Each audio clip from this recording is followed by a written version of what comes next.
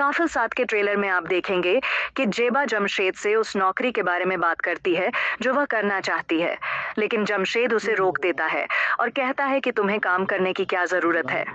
अब से घर की जिम्मेदारी मैं संभालूंगा। मुझे ही काम करना है और घर चलाना है। तुम बस घर संभालो। लेकिन यह कहने के बाद ही जमशेद जेबा पर शक करने लगता है और ताने मारने लगता है। वह जेबा से कहता है कि यह बाहर घूमने का अच्छा बहाना है। तुम्हें क्या लगता है, मुझे नहीं पता कि लड़कियां नौकरी के नाम पर बाहर क्या करती हैं। मैं तुम्हें इस नौकरी की बिल्कुल इजाजत नहीं दूंगा। ये सुनकर जेबा गुस्सा हो जाती है और जमशेद से कहती है कि मैंने सोचा था तुम मुझे हौसला दोगे क्योंकि तुम खुद कोई काम नहीं करना चाहते। मैंने सोचा था कि अगर मैं नौकरी कर लूंगी तो इस घर की परेशानियां हल हो जाएंगी, लेकिन लगता है तुम ऐसा नहीं चाहते। इस पर जमशेद कहता है कि हाँ, मैं नहीं चाहता, क्योंकि मैं तुम्हारे साथ नहीं रहना चाहता। जाओ, मेरी जिंदगी से निकल जाओ। अगर मुझे कुछ करना होगा तो मैं खुद करूंगा। मुझे तुम्हारी कमाई खाने की जरूरत नहीं है।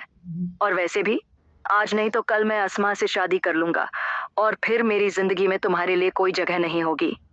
जमशेद की यह बात सुनकर जेबा बहुत दुखी हो जाती है, क्योंकि वह अपने पिता से कह रही थी कि वह इस रिश्ते को एक और मौका देना चाहती है, जबकि यह इंसान इसके काबिल ही नहीं है।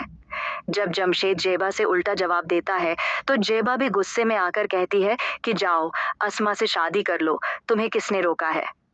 जब अस्मा को भी कोई बेहतर लड़का मिल जाएगा तो वह भी तुम्हें छोड़ने में देर नहीं लगाएगी। मेरा इरादा सिर्फ इस रिश्ते को बचाने का था। मैं इसे एक और मौका देने वाली थी, लेकिन तुम इसके लायक नहीं हो। यह सुनकर जमशेद गुस्से में आ जाता है और जेबा को थप्पड़ मार देता है। इसके बाद जेबा अपना सामान पैक करती है और अपने पिता के घर चली जाती है। जेबा के पिता उससे कहते हैं, माफ करना बेटी, यह इंसान तुम्हारे काबिल नहीं था। मैं आज ही वकील से बात करके तलाक के कागजात तैयार करवाऊंगा ताकि तुम इस घिनौने इंसान से जल्द छुटकारा पा सको।